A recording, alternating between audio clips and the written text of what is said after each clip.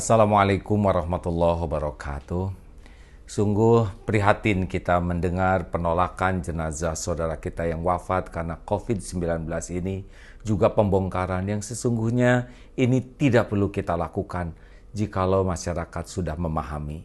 Di dalam hukum Islam kita punya kewajiban untuk memandikan jenazah, mengafani, menyolatkan dan menguburkannya dengan cara yang terhormat. Adapun Rasulullah menganjurkan kita berdiri ketika melihat jenazah karena menghormati jenazah, tidak mau duduk di atas kuburan dan itu menghormati kuburannya. Bahkan Rasulullah melaknat orang yang membongkar kuburan tanpa alasan yang benar.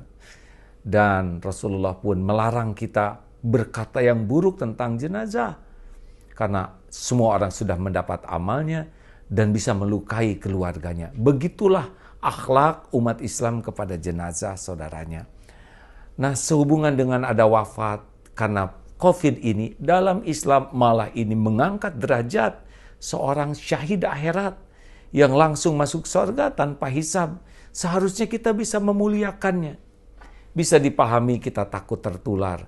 Tapi takut tertular ini sudah ada prosedur kesehatan yang dilakukan dengan standar yang benar. Jenazah yang sudah diurus, dibungkus dengan plastik yang aman, kedap, tidak mengeluarkan cairan dan tidak tembus cairan, ditutup dengan kotak kayu, peti yang juga dilapisi.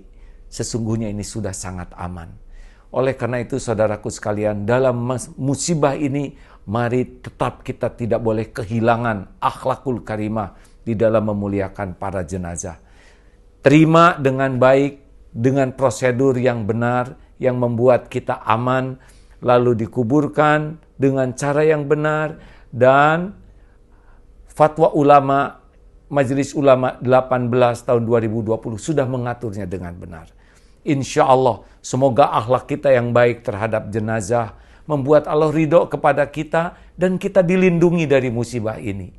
Jangan sampai sikap kita menambah masalah dan bisa mengundang musibah kepada diri kita sendiri. Mari saudaraku sekalian, kita hadapi bencana ini dengan sikap yang tetap mulia sesuai dengan aturan agama agar Allah menghilangkan bencana ini dari kita semua. Terima kasih. Assalamualaikum warahmatullahi wabarakatuh.